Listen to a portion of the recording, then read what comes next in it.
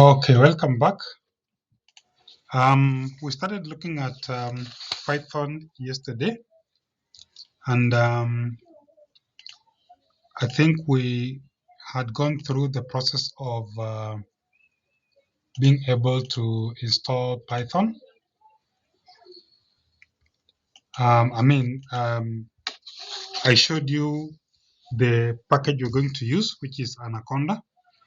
We looked at where we can be able to get Anaconda, that is anaconda.com/downloads. Then I also said that simply just say skip for now when it requires you to register, then go ahead and download the Anaconda uh, uh, graphical user interface or GUI for your operating system. If you're on Windows, if you're on Mac, or if you're on Linux, you download the appropriate package, which we also said is quite large at about 1 gigabyte, so it would take a bit of time depending on your bandwidth. But nonetheless, we also looked at how we can be able to install it. We looked at how we can be able to run it, how to switch to Python and write Python scripts and execute them. We also looked at how the idle interface, where idle means integrated development and learning environment, but basically where we can run our Python code, debug, write the code, save files, interact between multiple files, and so forth and so forth. And I think we also looked at print, where we can be able to output things on the on the screen. We saw the various parameters for print, where you can chain a few things to it.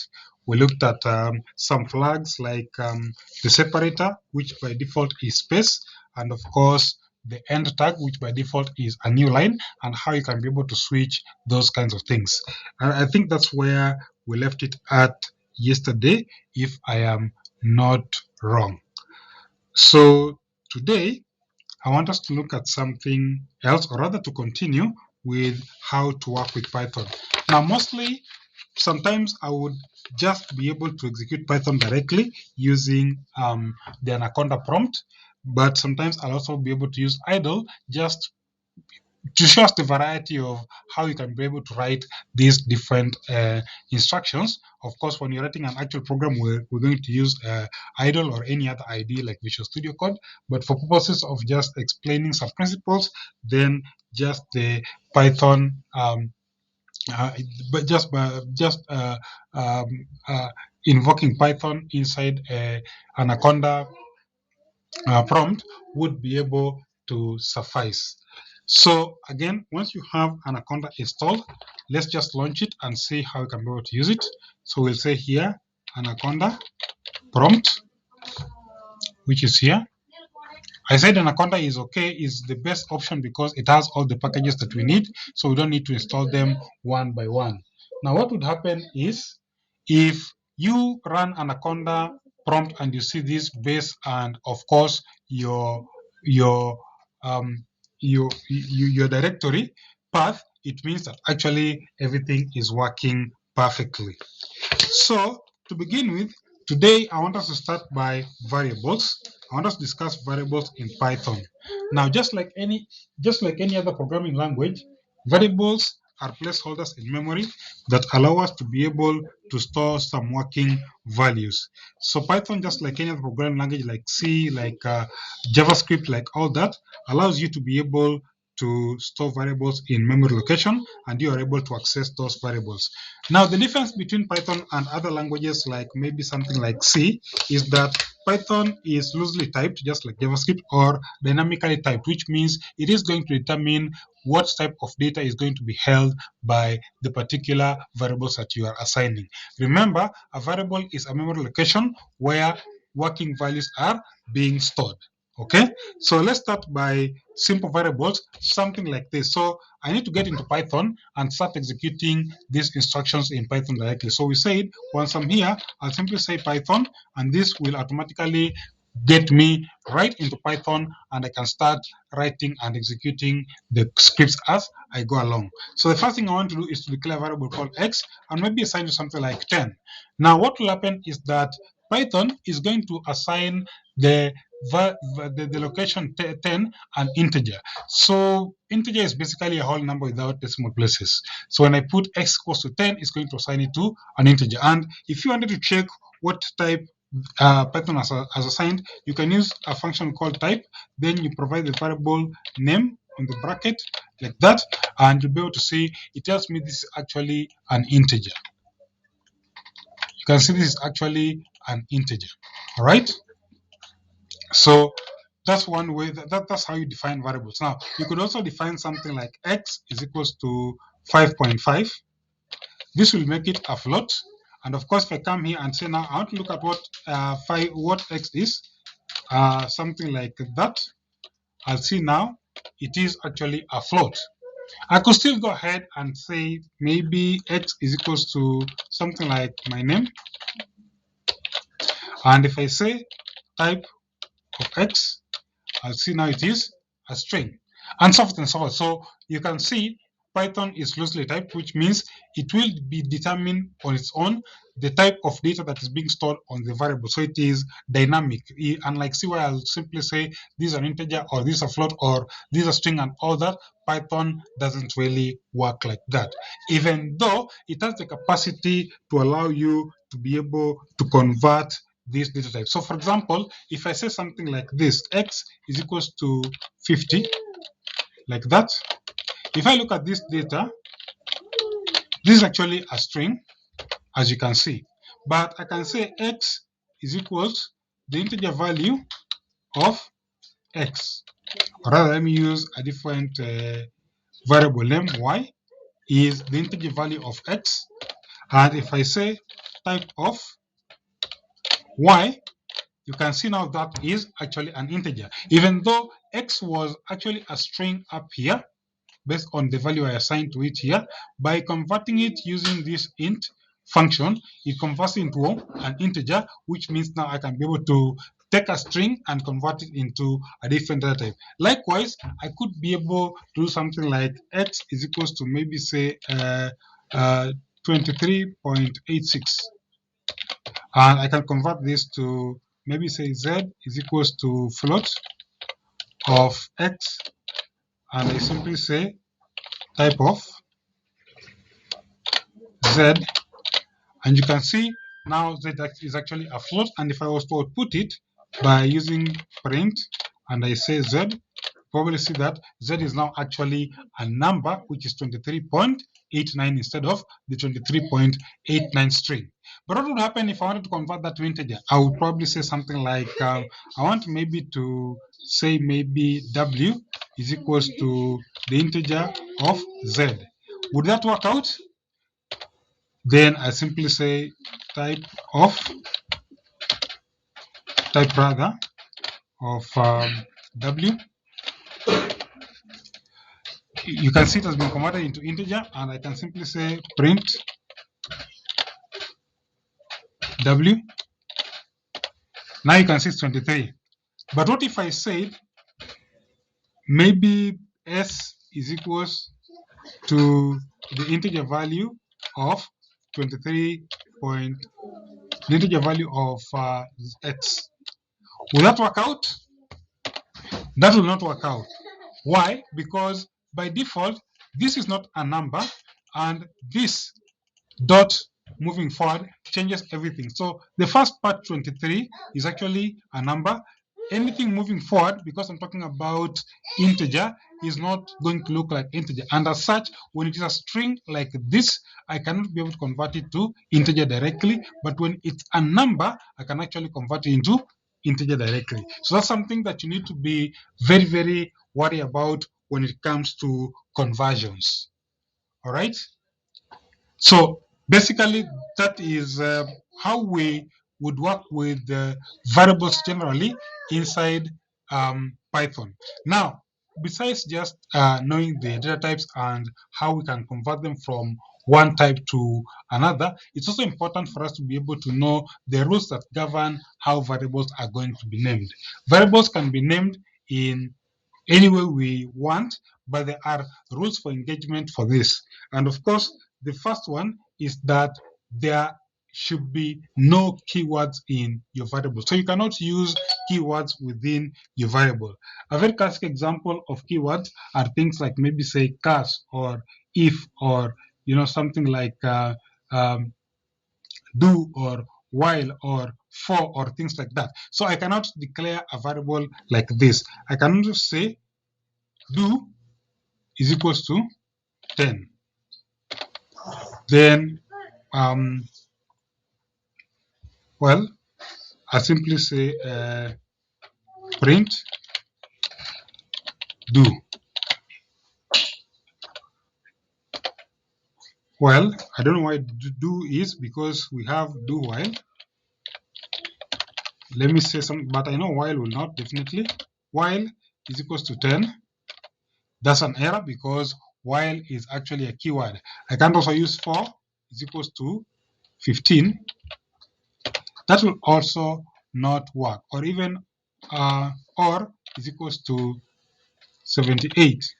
These are keywords. They have a very specific meaning in Python. So you can't just use them for variable names. That's why we are saying they are called keywords. Rather than something like class is equals to Richard, something like that. These are keywords. So when they're keywords, it means that you cannot be able to use them when you're defining your variable names.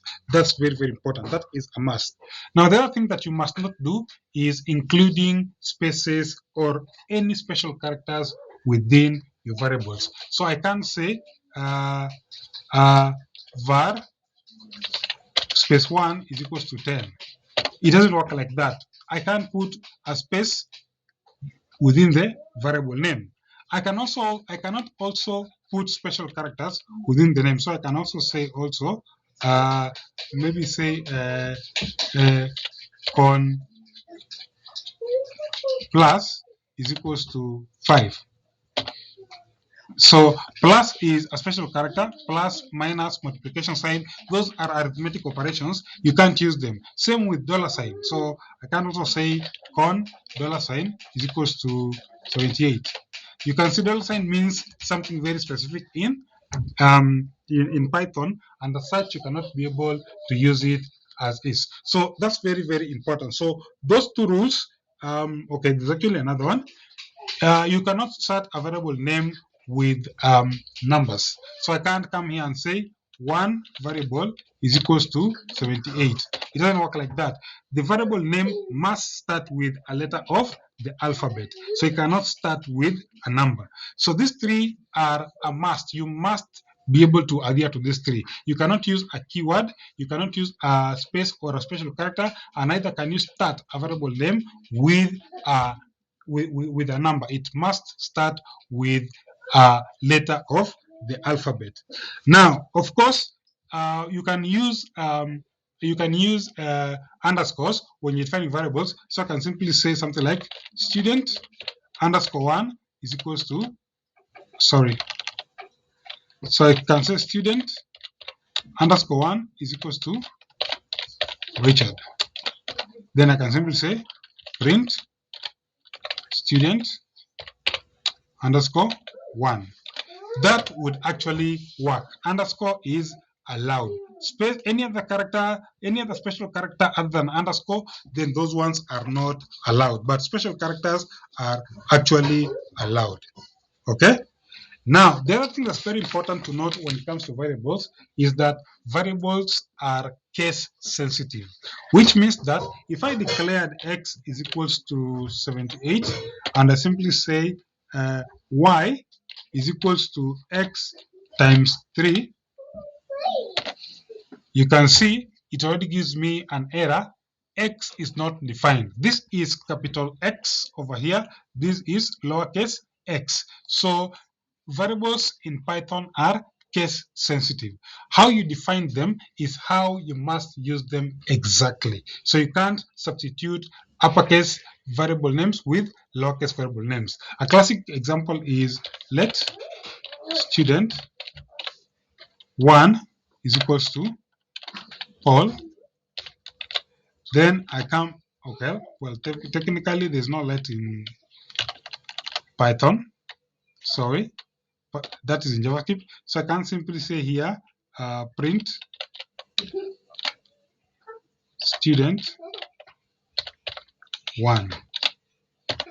So you can see I only missed the first letter with uppercase. The rest are actually okay, but you can see that is actually not working out. But if I say print student 1, then that would actually now work out. So those are very, very important aspects when it comes to variables in Python. The 4 that are a must is one is their the variable name must not contain a special or a keyword like class, for, loop, do, while, and the likes. Anything that is considered for, anything that is considered a keyword, anything that has specific meaning to Python cannot be used to name a variable. Variable names cannot contain spaces or any other special characters other than the underscore. Variable names must also begin with letters of the alphabet and they are case sensitive. So that's very, very important. So once you adhere to all those ones when you are defining your variables, then you will be good to go. Okay?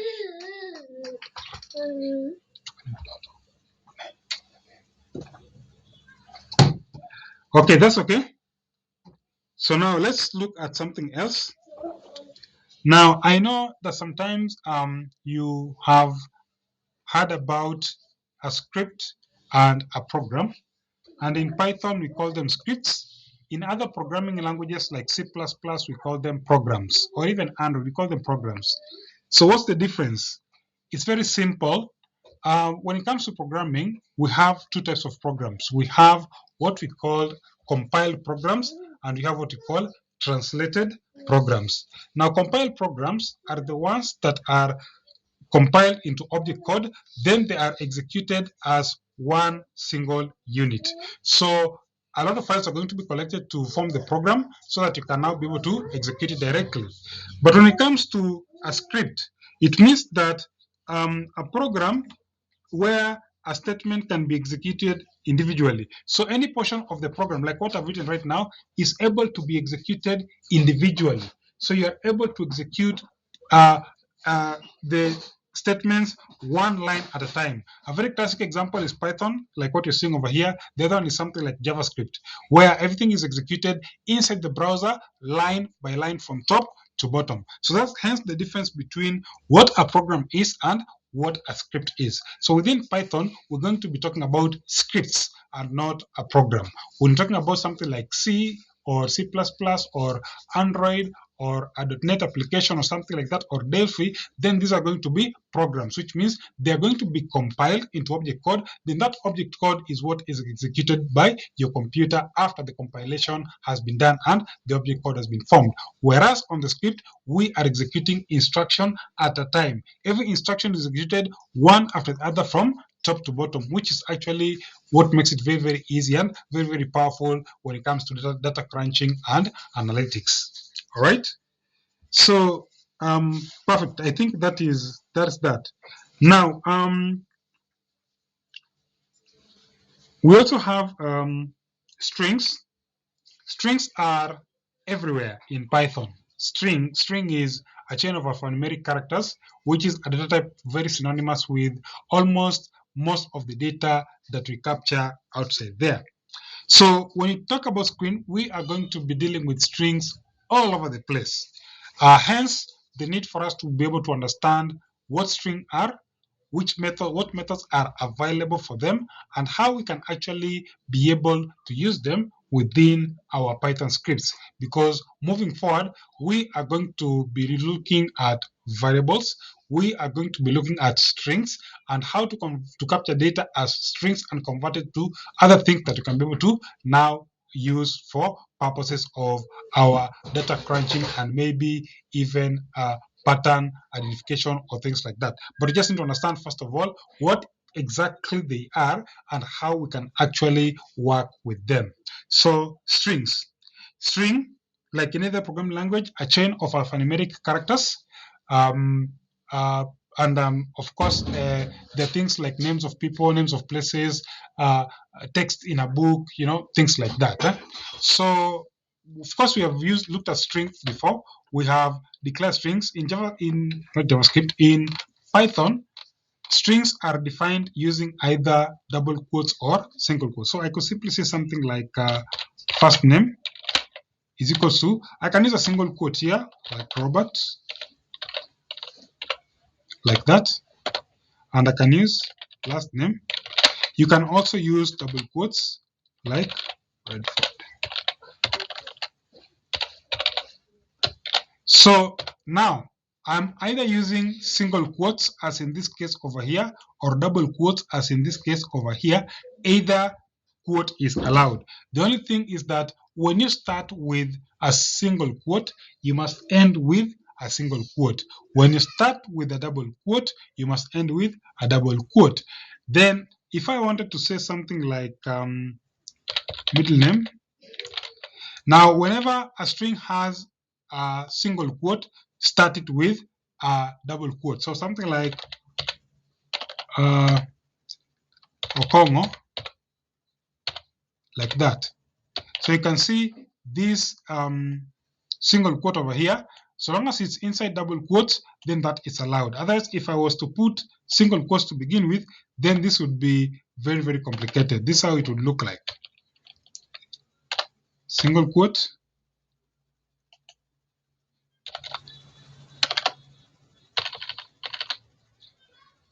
So inside here, I need to have another one, then another one here.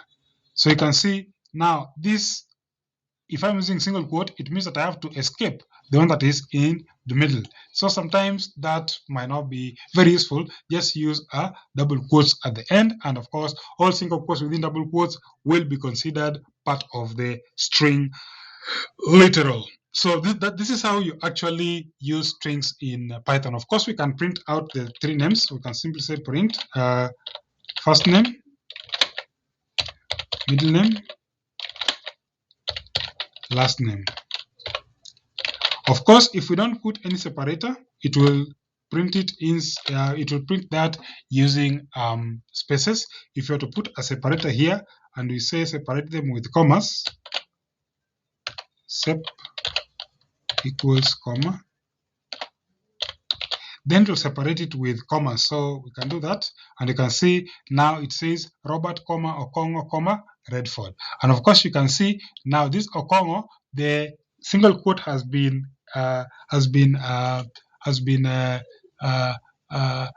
escaped, so it's not showing. So if I wanted to actually show it, I'll need to come here and simply say middle name is equals to Okongo, like that. Then I can copy this. Let me just print it with default space. So you can see, what did I do?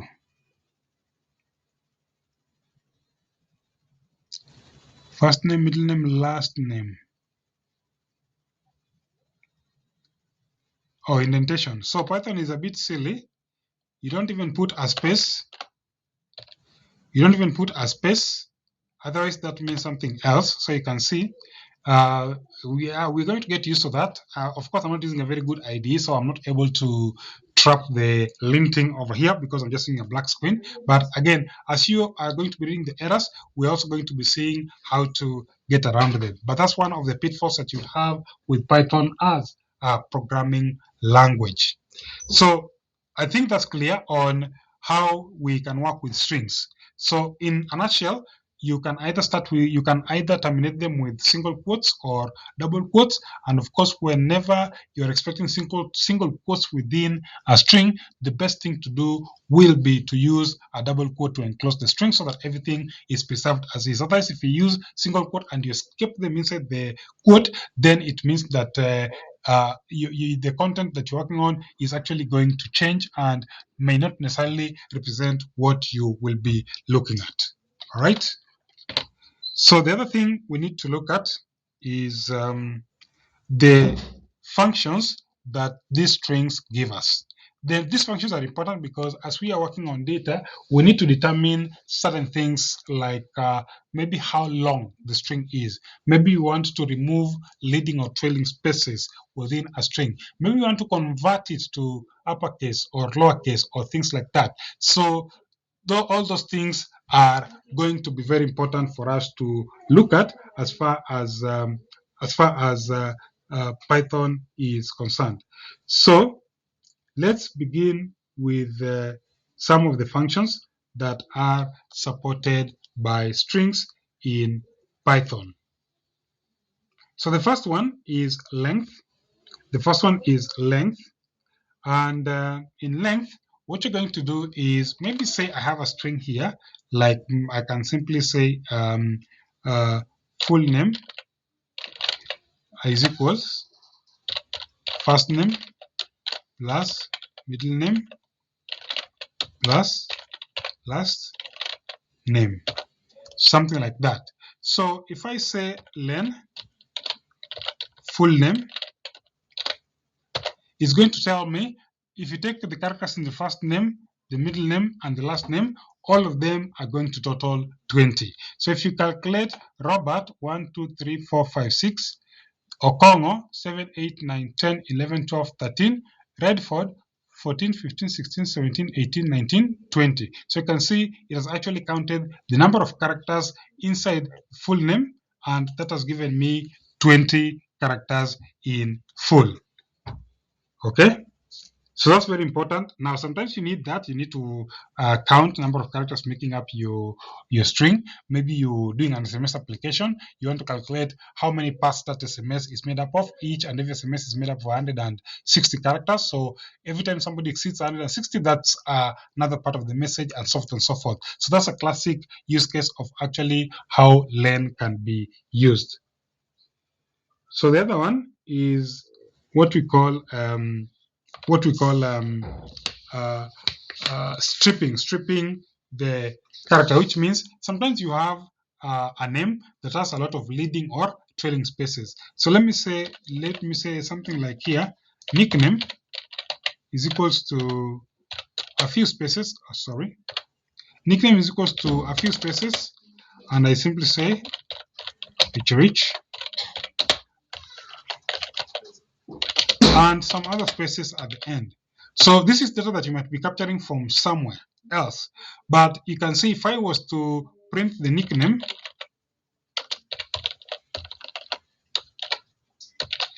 the nickname is, then I put nickname.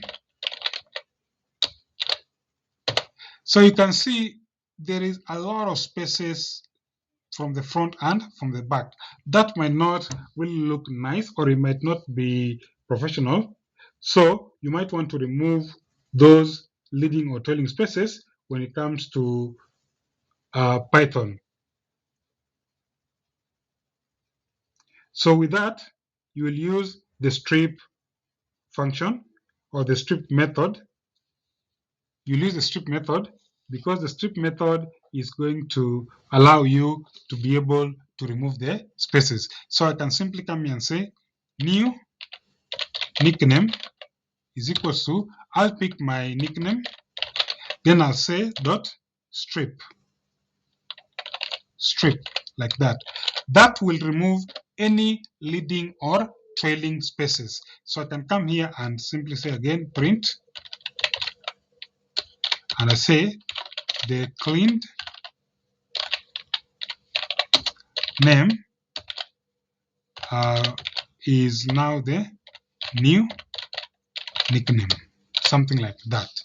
So now you can see there are no leading spaces, only one, which of course Python has put here on its own, but really there's just one because it has actually removed all of them. If we actually want to calculate, I know that plus these spaces, if I was just to come and print here, then I'll simply say the length of this nickname.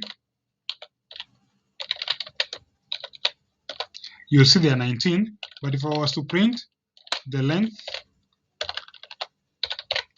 of new nickname, You see there are 11. So it means that actually a whole 8 characters has been removed from that string from the front and from the back. So strip is going to do that for us. But then we also have other options. I might want to remove only the leading spaces. If I wanted to remove only the leading spaces, I would simply do something like this. I can just print, I can just say new, maybe say another name will be, I'll pick the nickname dot, there is L strip, which means strip on the left hand side only. Strip on the left hand side only, leave alone the right hand side. So if I was to print here the length of the another name, you probably see that now there are 15 because it will calculate everything that is in between here and only remove the ones at the front. It's not going to remove the ones at the end over here. So again, depending on your actual use case, you might actually want your application to work like that. All right. So of course, the counter for L strip is now R strip. Remove it from the right hand side, which is also very, very important. Now, other functions are things like maybe you want to convert this text into uppercase. So what you could do is you could simply come and say uppercase name is equals to, then I'll simply pick my nickname and I'll use the upper method. So I can print here,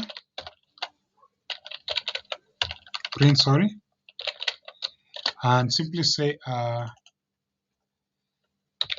the name in uppercase is, then I'll simply put uppercase name.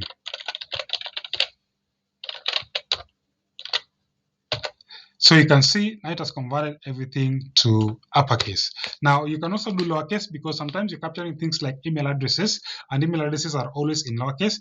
Again, you can do the reverse in from uppercase to lowercase, and that should be able to make it work for you. So you can convert upper, lower, and so forth and so forth. Now, when it comes to these methods, you can always look them up in the documentations that have been provided for online. We may not be able to look at the entire spectrum of all the methods that can actually be supported by this. So you might need to look at the documentation for other methods that you can be able to use as far as maybe the string method is concerned. But at least you have an idea of how you can remove spaces, how you can convert uppercase, how you can check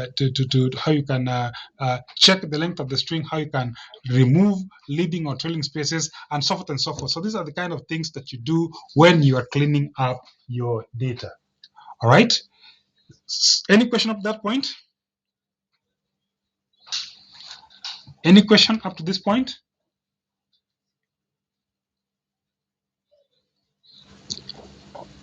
And I hope I am audible enough, or you can be able to hear me, because sometimes when you're very quiet, I might actually be speaking to myself, and I'm not really sure that actually I am actually in class, right? So maybe occasionally you might bump in and just open your mic and let me know that you're actually I am actually audible and you're actually able to hear me. All right.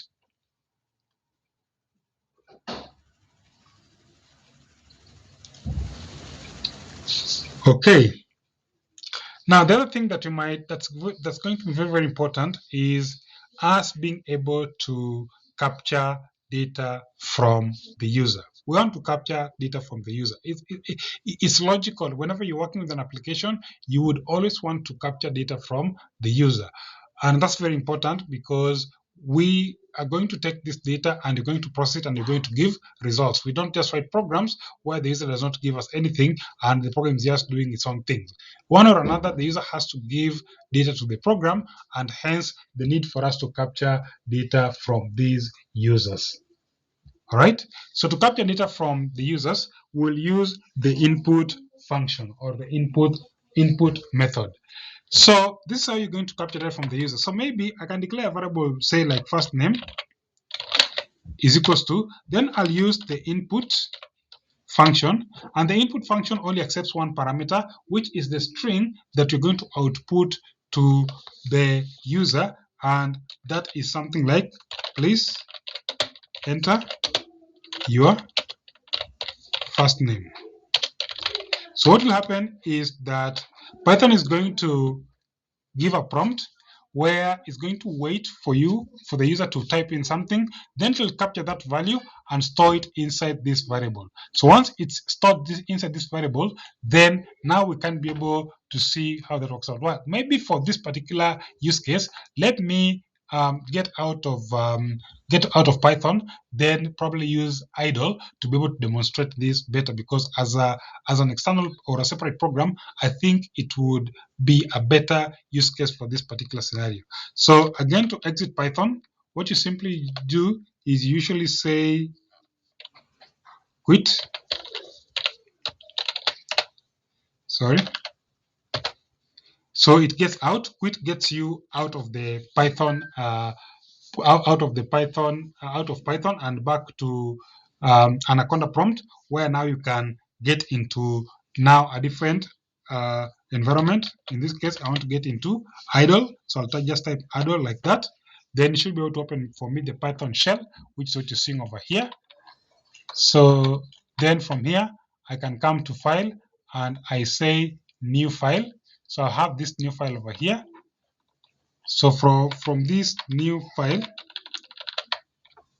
well, I'm not able to increase the font size. That's what I was looking at. Okay, I was looking at how to increase the font size, but that's okay. So from here, I can now be able to write my script. In most of the cases, the first thing I do is to save this file as a Python file, as we had discussed yesterday. So I'll come to file here, then I'll come to save.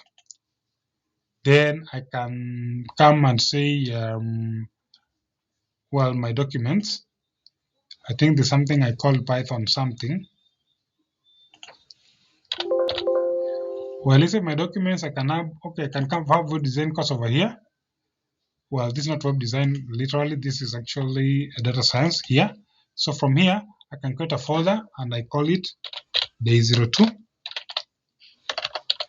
Then inside here, I can simply say capture data.py, something like that. Then I save. So of course, once I save that, now I can just go ahead and write my code over here. I can simply come here and say first name is equals to input, please enter your first name. Now once you've entered your first name, I can go ahead and I simply say print, and I say welcome. Then I simply say first name. Then I say we hope you will enjoy Python. Something like that. Okay. Then I'll save this file, Control S. Then I'll execute it by pressing F5. Of course, you can save by file, save. Then you can run it by run module. But because I like using keyboard shortcut, I'll save by Control S and I'll run it by pressing F5 on the keyboard. So when I press F5, you'll see it'll ask me, please enter your first name, and I'll say something like Great Robert. Then when I press enter, you'll see, welcome Great Robert. We hope you enjoy Python. So you can see we have injected this name over here, which is what you have captured from the user. All right, so something like that. Now, that's the easy part, and it's good because it will allow you to be able to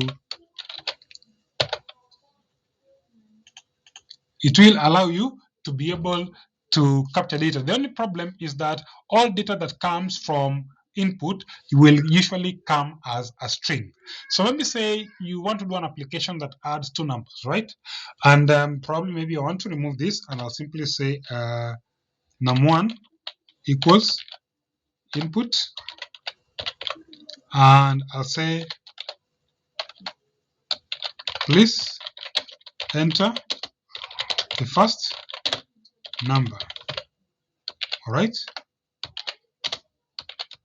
something like that. Then I'll say num2 will be input. Please enter the second number. So you've captured two numbers over there.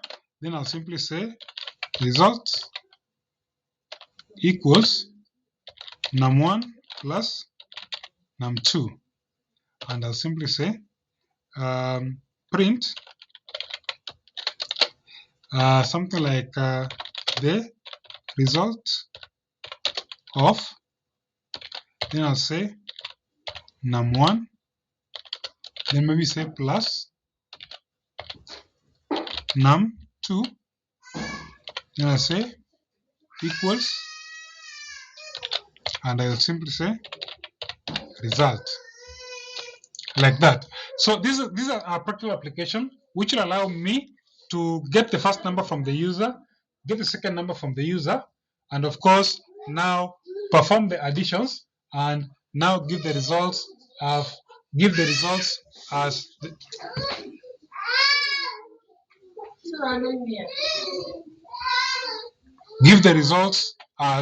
had been shown over here. So when I save this with Control S, and I come and run here with a 5, you'll see it'll ask you, please enter the first number. I'll say 45. I'll press enter. Enter the second number. I'll say 15. When I press enter, the result of 45 plus 15 is 60. What I have there is 45, 15. Is because Python will capture this data as string. So for us to be able to fix that, what we do is we are going to convert these numbers into integers, for example. So we convert them into integers and also convert the other one into an integer. So long as the number have been provided for as integers, then the calculations can be performed as numbers. So Control S, F5. When I say now 45 and 15, now you can see the result is actually 60. And that's very important for us to understand. All the data that's going to be coming from the keyboard is going to come as string. Whenever you want to use them as numbers, then you will need to perform the conversion so that now Python knows or understands them as numbers and works with them as numbers. Are we okay?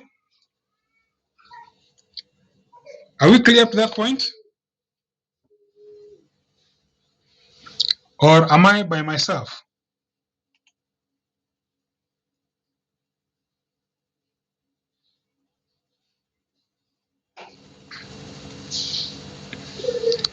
Can you guys hear me?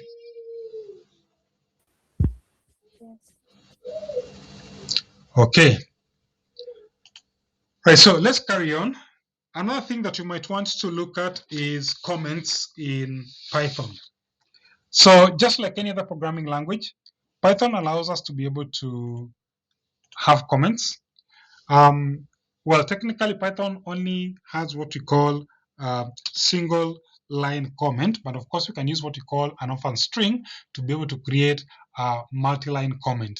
Now, comments are important. A comment is basically a non-executing code block in your programming language, so that it is something that might need to tell you what the whatever it is that you're trying to do in terms of maybe what are the input parameters for the function, what is this function trying to do, why did you create this function, who wrote it, when was it written, which version is it, and those kinds of stuff. Or I simply just don't want a particular line of code to execute within my application, so I will comment it out so that it is not able to execute. That's what comments are.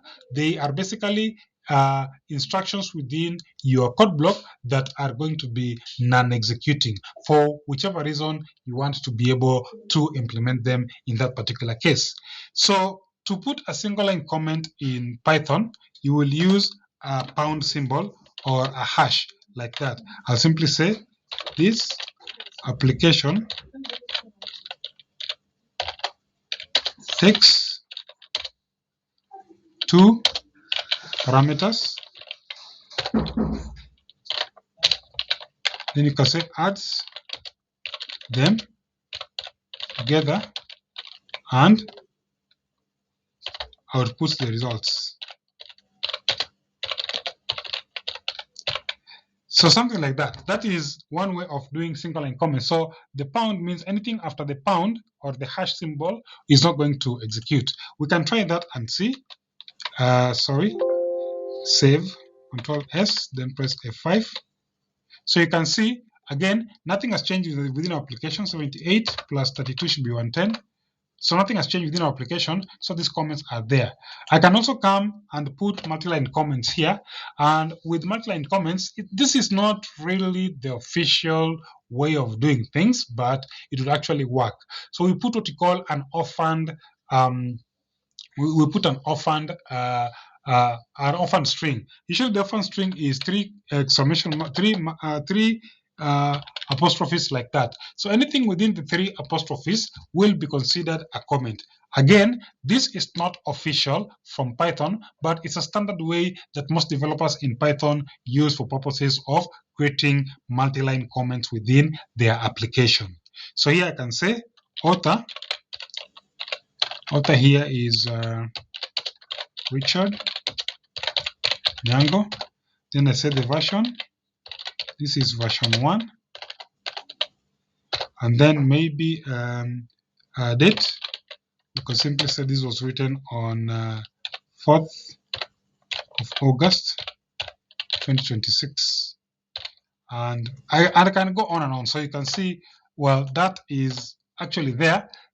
Everything inside here is considered a comment, and also these are considered comments. So they are never going to execute as far as your program is concerned. Again, we can save this.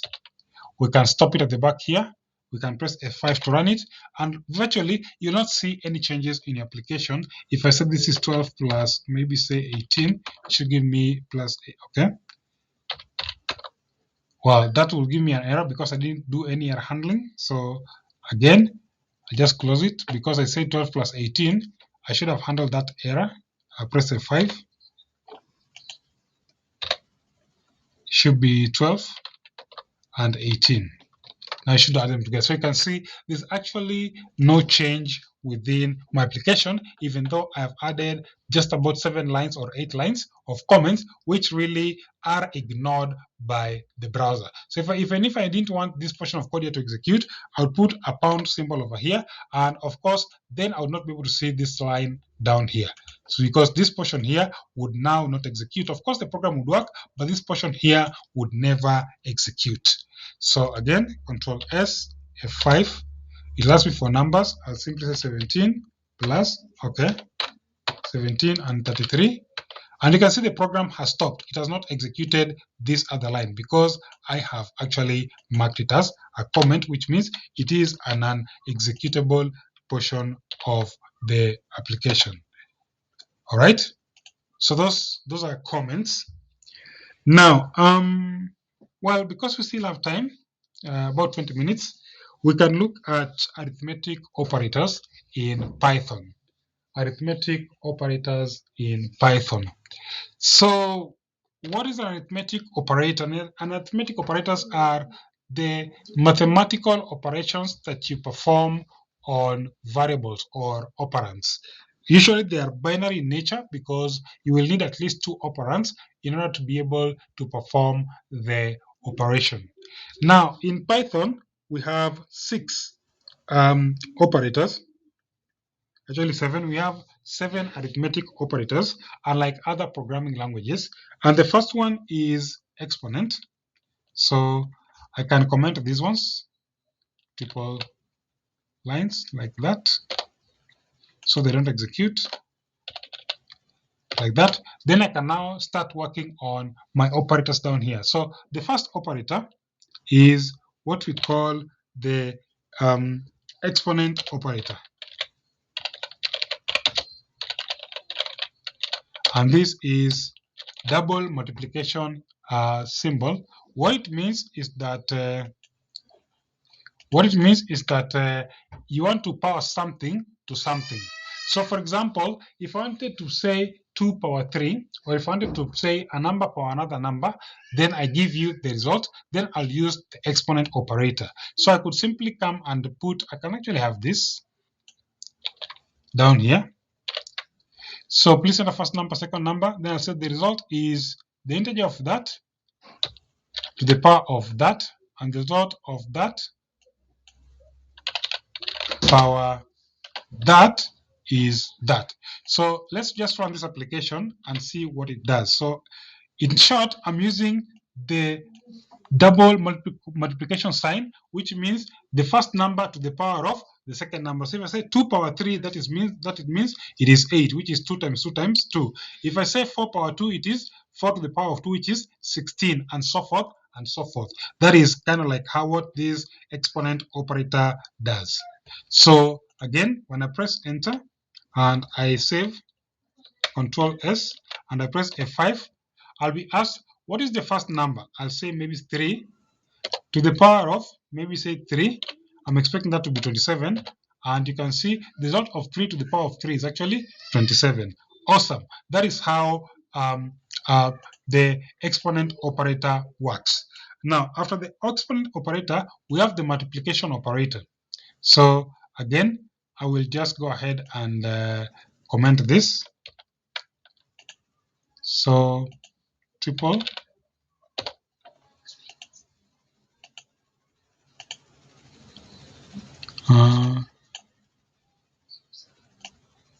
why isn't that working?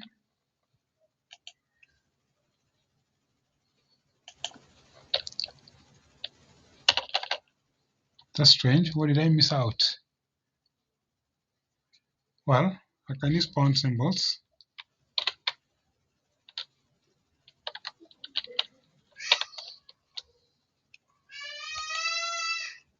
Why are they not becoming red? That's strange.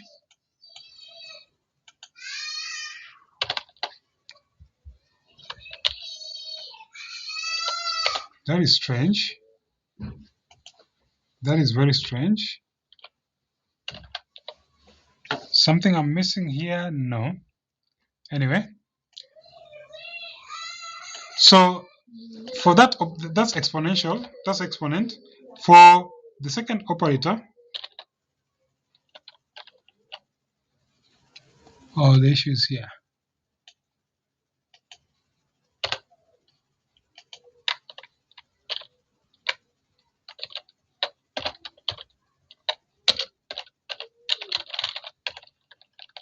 The issue is with this operator.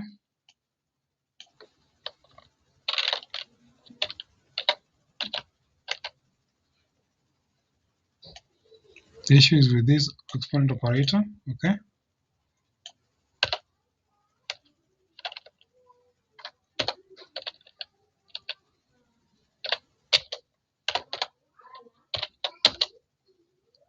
It's very strange. Anyway, the other operator is the multiplication operator. Multiplication operator is just one multiplication sign over here. And I'll simply say here, multiply.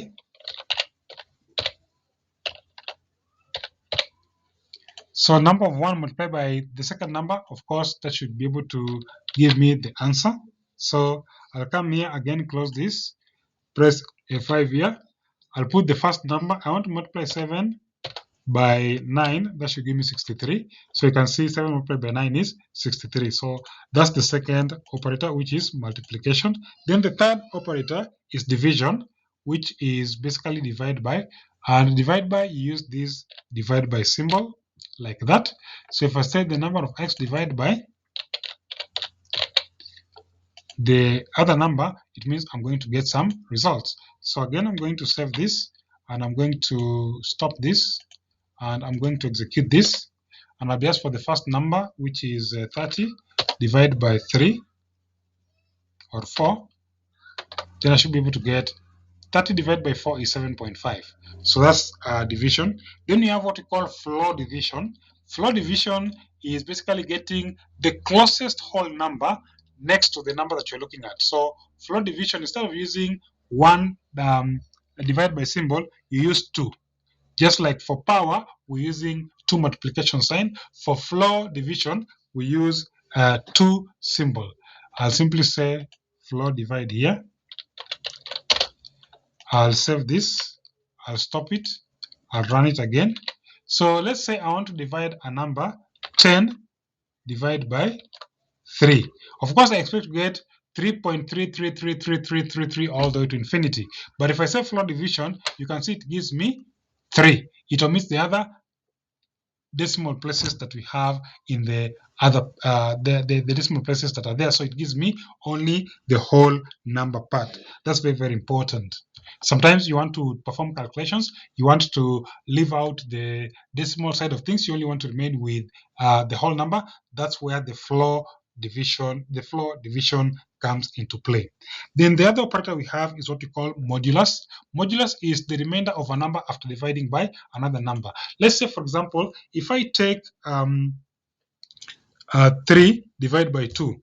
3 divided by 2 is, I'll take, how many 2 times does 2 go into 3? It goes 1 time. What is remaining? 1. So that 1 is what we're referring to as modulus. Or if I take 5 divided by 2, it means that how many times does 2 go into 5?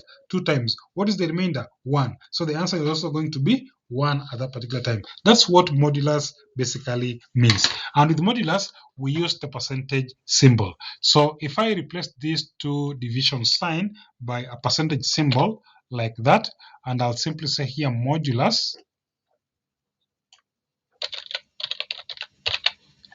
then I control S, save this, I press F5 to run it. I'll be asked, okay, the number I want 5 divided by 2, you can see I get 1.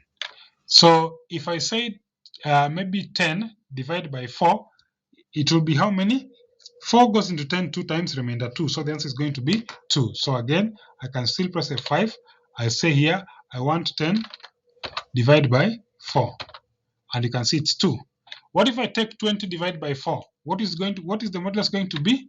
So again, F5, I say 20 divided by 4 is going to be 0 because 4 goes into 20, 5 times remainder 0. So I'm expecting the modulus to be 0. So you can kind of like see how that works out. All right, so that's modulus. Then the other arithmetic operation we have is addition. So addition is basically when you add 2 numbers together, which we had tried. So it's just going to take one number plus the other number, and of course it's going to work that out and give you the result. So press Ctrl S, close this one, press F5. The first number is maybe say 45. The other number is 100. You can see the result is 45 plus 100 is 145. And lastly, it is subtraction, which is a dash or a minus symbol over here. So with this, now it basically takes one number and subtracts to the other. So again, I'll Control S, I'll stop this, and I'll press F5 over here. And I'll say I want to take maybe the number 1000. Then I want to less 800. The result should actually be 200. Well, I didn't change this, should be minus like that. So I'll stop this. I'll run it again with F5 and probably say 1000 minus 200. You can see the result is actually 800. So those are the arithmetic operations that we have inside Python. Now, the good thing is that you must not use one of them. You can combine them as much as possible. What you just need to make sure is you bracket them as appropriate. Otherwise, it's going to use Modulus to be able to solve the problem when you have mixed and matched the arithmetic operators. So it will start with the bracket, solve what's inside the bracket, then do the multiplication, then division, then multiplication again, then subtraction, then addition rather, then subtraction. So depending on how you have arranged the arithmetic operation, always make sure that you want to enclose the data within brackets so that they're executed in a particular order of preference depending on how you want the results to work out. Okay? That's quite a lot to take in, I know. I'm going to give you a task to be able to try out and see if you can be able to remember everything we've done. But just as a recap of what we have looked at, we have looked at variables and how to check the type of variables, the types that are there, and specifically we've talked about integer, string, and float, which are the most common. Of course, we're going to look at objects later on, like arrays and objects and classes and subsets and all that kind of stuff, because there are different kinds of data.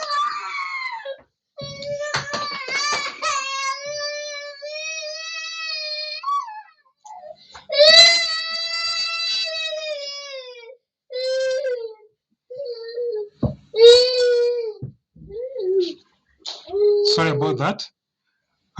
As I was saying, for the recap, we have different types of data. There's float, there is string, and also there is integer. We've also looked at the rules for naming the variables.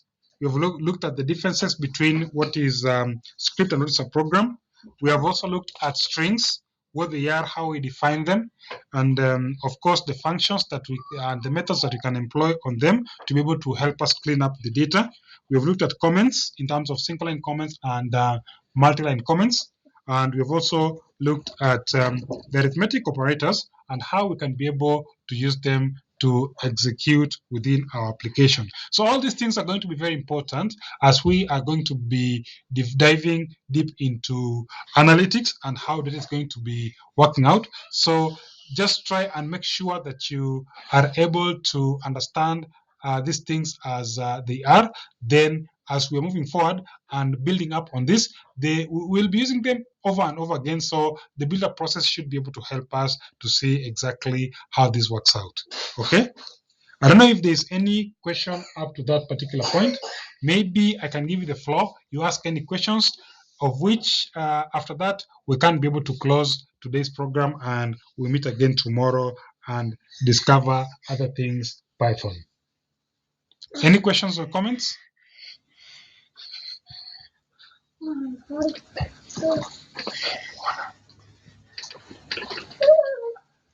Any question or comment?